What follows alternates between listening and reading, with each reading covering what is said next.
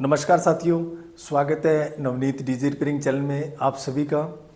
और आज का जो मैं वीडियो लेके आया हूँ आपके सामने, वो मैं उन लोगों के लिए लेके आया हूँ कि जो लोग इलेक्ट्रॉनिक में आना चाहते हैं और बिल्कुल जीरो से शुरू करना चाहते हैं। साथियों, एक मैं आपको और बता देता हूँ, ये वीडियो बनाने का मेरा मकसद किसी के दिल को ठेस पहुँचाना या ऐसा कुछ नहीं है। आपको एक सही दिशा में गाइड करना है।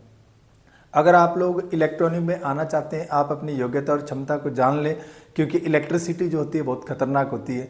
आप इसमें चालू सर्किट के अंदर हाथ डालने से पहले आप अपनी योग्यता और क्षमता को, अनुभव को जरूर पहचान लें एक बार। उसके बाद में आप लोग किसी भी चालू सर्किट के अंदर हाथ डालें। अगर आप एम्पलीफायर की फील्ड में आना चाहते हैं तो एम्पलीफायर बहुत हाई वोल्टेज पे काम करते हैं, जिसके चलते अगर आप लोगों को एक्सपीरियंस कम रहेगा तो कहीं न कहीं जान माल की हानि हो सकती है। आप लोगों को इलेक्ट्रिकल शॉक लग सकता है, जिससे आप लोगों का कोई शारीरिक या आर्थिक नुकसान भी हो सकता है। तो ज़रा ये इलेक्ट्रॉनिक में आने के लिए पूरा संभल के आना चाहिए। हमारी वीडियो देखने के बाद में भी आप लोग जो है थोड़ा संभल के ही काम कीजिएगा, ठीक है। इस वीडियो से आप प्रभावित होकर भी ऐसा नहीं है कि आप लोग कोई चलते सर्किट के अंदर हाथ डाल लें। तो यहाँ मैं बात करने वाला था कि जो नए स्टूडेंट है, जो इलेक्ट्रॉनिक फील्ड में आना चाहते हैं, तो उनको जो अपनी स्टार्टिंग है जीरो लाइन से कहाँ से करनी चाहिए। अक्सर लोग मेरे पास में भी फ़ोन करते हैं कि सर हमने एम्पलीफायर की ट्रेनिंग करनी है, और क्या हम डायरेक्ट एम्पलीफायर की ट्रेनिंग कर सकते हैं। तो अगर आप लोग डायरेक्ट एम्पलीफायर की ट्रेनिंग करते हो तो आपके लिए थोड़ा सा देखो कॉस्टली भी हो सकता है, आपको अनुभव नहीं है, तो ये जो चीज़ें हैं इनमें आपको थोड़ा टाइम लगेगा। तो इसके लिए हम लोग आज आपको डिटेल से बता देते हैं कि कौन कौन से जो लोग हैं, अगर वो जीरो से शुरू करना चाहते हैं तो वो किस दिशा में जाएं, कैसे कैसे अगर वो स्टार्ट करें। तो देखो, इसमें जो सीखने का प्रोसेस होता है ना, इसके अंदर टाइमिंग और चाहे क्लासेस, इसको हम ना दो भागों में बांट लेते हैं कि हमें इसको किस प्रकार से लेके चलना है। देखिए दोस्तों, सीखने का जो प्रोसेस होता है, जैसे हम लोग कहते थे कि ऑफलाइन हम लोगों ने सीखना है। अगर हमने ऑफलाइन सीखना है, एक अगर हम लोग कहीं पे जाके प्रैक्टिकली वगैरह, यानी कि ये जो ऑफलाइन होगा ये अपना होगा प्रैक्टिकल, ये आपका प्रैक्टिकल होगा। ये जो आजकल का सिस्टम चल रहा है ऑनलाइन, ये उसका होगा। अब दोनों में क्या चीज़ का डिफरेंस रहता है। अगर हम किसी के पास में जाकर डायरेक्टली सीखते हैं तो नंबर वन, हम वहाँ पे हमें कम से कम 5 साल लग जाते हैं, ठीक है। और अगर हम कहीं पे ऑनलाइन वगैरह कोई कोर्सेज वगैरह और ये जो करके अगर हम लोग सीखते हैं, तो ये जो सीन है ये हो सकता है साथियों, आपको 1 साल से लेके 2 साल के बीच बीच में आप लोग इसमें ट्रेंड हो जाओ। इन दोनों में क्या होगा कि जब आप किसी के पास में ऑफलाइन आके सीखते हो तो वहाँ पे आपको प्रॉपर हर चीज़ के लिए कोई गाइड करने वाला भी मिलेगा। वहाँ पे आपको मेहनत भी करनी पड़ेगी। डिपेंड करता है कि सामने वाले के पास, जिसके पास में आप जा रहे हो, उसे सिर्फ करने, किसी चीज़ को रिपेयर करने का एक्सपीरियंस है या आपको सिखाने का एक्सपीरियंस है। दोनों चीज़ें अलग अलग होती है। कोई आदमी को अगर सिर्फ रिपेयर करने का अगर आदत है तो, या उसको रिपेयर करने में एक्सपर्ट है, वो आपके सामने वो चीज़ रिपेयर करेगा, लेकिन वहाँ पे जो माइंड है आपका, आपके माइंड की जो शार्पनेस, उससे डिपेंड करेगा कि आप उसको किस प्रकार से वहाँ पे कैच कर सकते हो। ये जो ऑनलाइन जो चीज़ है, इसके अंदर साथियों क्या होता है कि आपको एक कोर्स मिलता है, आपको एक थ्योरी मिलती है, आपको जो कंपोनेंट है उनका वर्किंग जो प्रिंसिपल है वो सारे का सारा आपको बहुत बारीकी से मिलता है कि ये जो पार्ट्स है इसका नाम क्या है, इसके काम क्या है, ठीक है। जितने भी इलेक्ट्रिसिटी है तो इसके बारे में आपको सारा एक स्टेप बाय स्टेप एक कोर्स की तरह मिलता है, जिसमें आप लोग वो थ्योरिकल चीज़ें करते जाओगे, साथ साथ में आप लोग उसके अंदर प्रैक्टिकल भी करते जाते हो। और जो हम ऑफलाइन अगर किसी के पास में जाके सीखते हैं तो वहाँ पे आपको सिर्फ प्रैक्टिकल मिलता है। प्रैक्टिकल में आपको क्या रहेगा कि किसी भी पीसीबी के अंदर से आपको पार्ट्स माउंट कैसे करना है और या पार्ट्स उसमें से निकालना कैसे, ये चीज़ आप लोग प्रॉपर तरीके से सीख सकते हो। या उसमें क्या रहता है कि कोई भी उपकरण, उसमें जो फॉल्ट है भी, किस फॉल्ट के अंदर क्या चीज़ खराब हुई है ना, वैसे निकाल के वो चीज़ें आप लोग उसमें सीख सकते हो। अगर आप कहीं पे भी सीखने के लिए जाते हो, उससे पहले अगर आपको कुछ इलेक्ट्रॉनिक का अनुभव है, ठीक है, तो वो अनुभव है वो वहाँ पे आके आपको बहुत ज़्यादा काम आता है। वो अनुभव के सारे आप लोग वहाँ पे स्पीड से सीख सकते हो। अगर आप कहीं पे बिल्कुल नए हो, जैसे हो, या आप किसी अदरवाइज किसी और फील्ड में हो और डायरेक्ट उसी फील्ड से हो गए, डायरेक्ट ही आप किसी के पास में सीखने के लिए चले जा रहे हो, वहाँ पे चाहे आपकी फीस ज़्यादा लग रही है चाहे कम लग रही है, बात उस चीज़ से नहीं है। अगर आप लोगों को पहले थोड़ा सा प्रैक्टिकल है तो ज़्यादा है।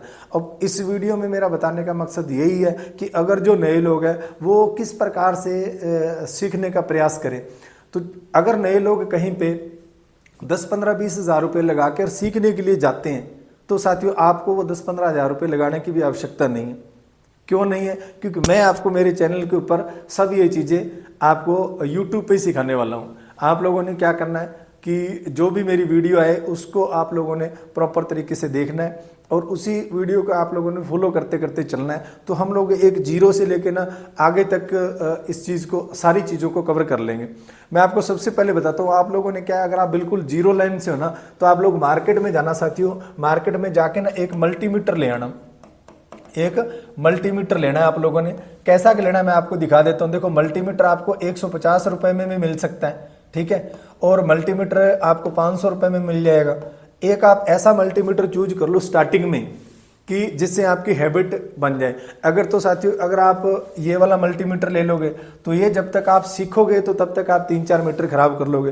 500 रुपये वाला अगर आप मीटर ले लोगे तो इसमें भी ये है कि जब तक आप सीखोगे 1-2 मीटर आप खराब कर लोगे, ठीक है। वहीं पे अगर आप एक यहाँ पे मैं मल्टीमीटर आपको दिखा भी देता हूँ, ये DM 85T ये वाला अगर मल्टीमीटर HTC का है, ये आप मल्टीमीटर अगर आप ले लो तो बेस्ट रहेगा, ठीक है। इसका मॉडल नंबर है DM 85T HTC कंपनी। ऐसा एक मल्टीमीटर आप ले आओ, ठीक है। जो भी आपको कोई 1500 रुपये लगेंगे ऐसा मल्टीमीटर ले। उसके बाद में आपने सेकंड काम क्या करना है, आप मार्केट में जाओ किसी इलेक्ट्रॉनिक वाले की दुकान पे, चाहे आप जो इन्वर्टर वगैरह ठीक करता है उसके पास में चले जाओ, या जो टीवी ठीक करते हैं, ठीक है, जो ब्लैक एंड वाइट या मतलब कलर टीवी वगैरह जो ठीक करते हैं, LED LCD नहीं, इससे पहले जो टीवी अपने CRT टीवी वगैरह चलते हैं उनके पास में चले जाओ, ठीक है। वहाँ से आपको कबाड़ी मार्केट में ना कोई इस प्रकार से PCB मिल जाएगी, और जो आप PCB ले हो ना उसके ऊपर इस प्रकार से कंपोनेंट लगे हुए होने चाहिए, ठीक है। 2-4 PCB आप चाहे इन्वर्टर की PCB ले आओ। जैसे मैं आपको यहाँ पे ना कबाड़ में मेरे पास में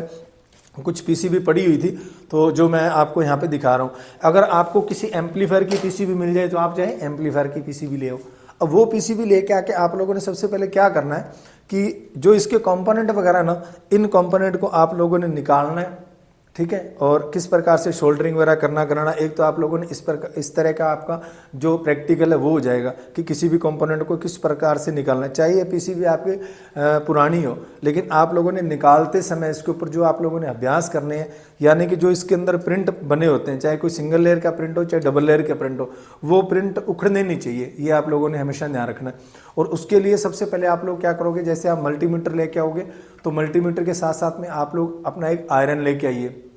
200-250 रुपये का एक आयरन आ जाएगा, वो आयरन लेके आओ, 35 वाट का ले आओ, ठीक है।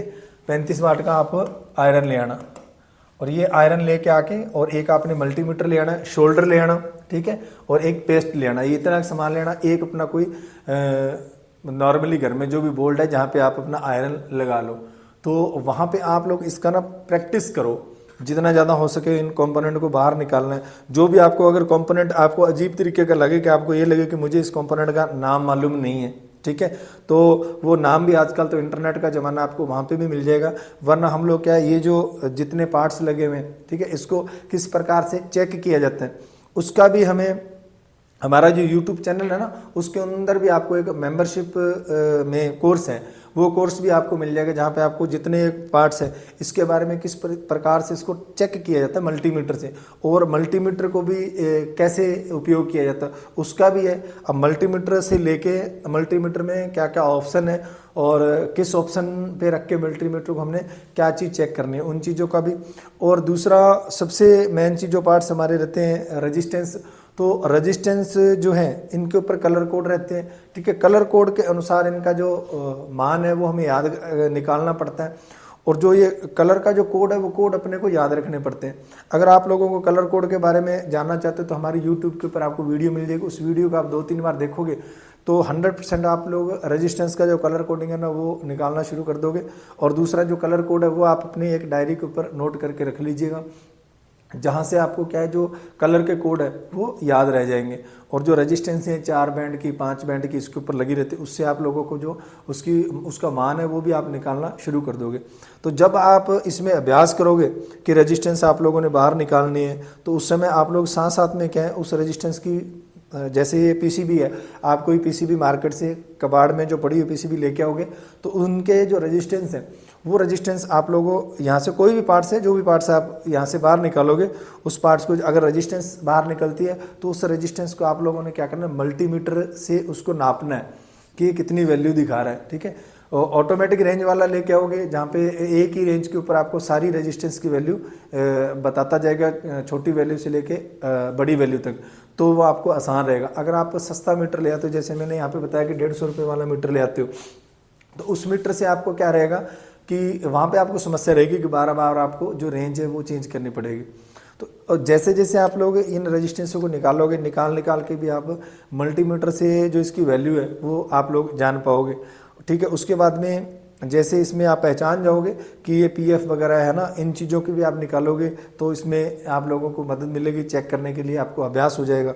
ठीक है, और इसी के साथ साथ में जैसे मैंने बताया कि अगर आपने मेंबरशिप वाला ले लिया तो फिर तो आपके लिए और भी आसानी हो जाएगी कि कौन सा जो हमारा कंपोनेंट है उसको चेक कैसे करते हैं, ख़राब है सही है। जो आप लेके आओगे ना, पुराना सर्किट लेके आओगे, यानी कोई टीवी का या इन्वर्टर का कुछ भी लेके आते हो पुराना सर्किट, चाहे आपको किसी एम्पलीफायर का पुराना सर्किट मिलता है, तो उन पुरानों सर्किटों में क्या होगा साथियों कि बहुत सारी चीज़ें आपको ना ख़राब भी मिलेगी और बहुत सारी चीज़ें आपको ठीक भी मिलेगी।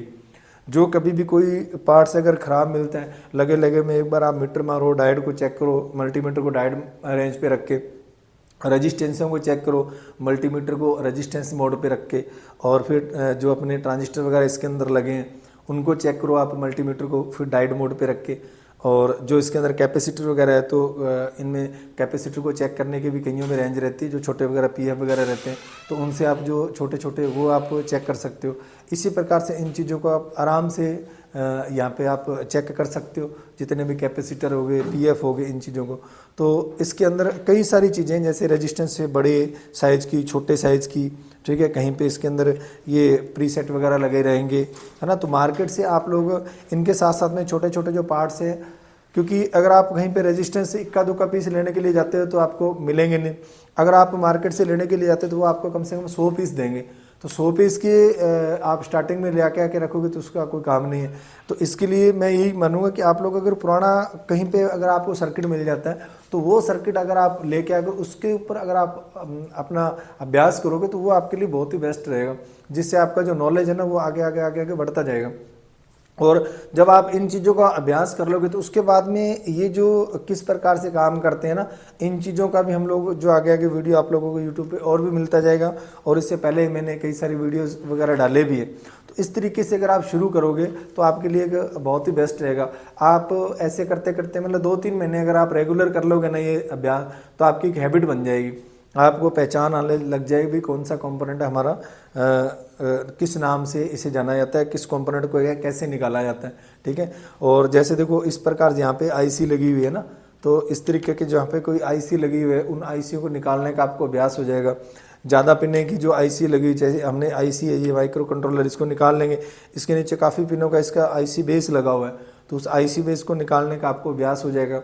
ठीक है, अब ये निकाला कैसे जाता है, ज़्यादा पिनों की है उनकी भी वीडियोस आपको वैसे यूट्यूब पे मिल जाएगी, नहीं रहेगी तो हम लोग भी आपको बता देंगे शोल्डर कैसे करना है, किस प्रकार से पार्ट्स को हटाना करना है। तो ये जो सारी चीज़ की जानकारी, ये जानकारियाँ जब आपको हो जाएगी ना, तो उसके बाद में अगर आप इलेक्ट्रॉनिक फील्ड की तरफ बढ़ोगे तो मेरे हिसाब से आप एक सही दिशा की तरफ जाओगे। फिर आप छोटे छोटे जो कोई एम्पलीफायर है और है ना, इनकी तरफ आप लोग बढ़ोगे। साथ साथ में आपको यूट्यूब पे इन चीज़ों के बारे में जानकारी मिलती रहेगी कि भी कौन सा कितने वाट का एम्पलीफायर है, उसको हम लोगों ने कहाँ पे चेक करना है। हाँ, छोटा मोटा अगर आप जैसे अडेप्टर वगैरह और ऐसे मिल जाते हैं 12 वोल्ट वगैरह के ना, ये तो ये लाके भी आप छोटा छोटा एक्सपेरिमेंट भी कर सकते हो प्रैक्टिकल के तौर के ऊपर।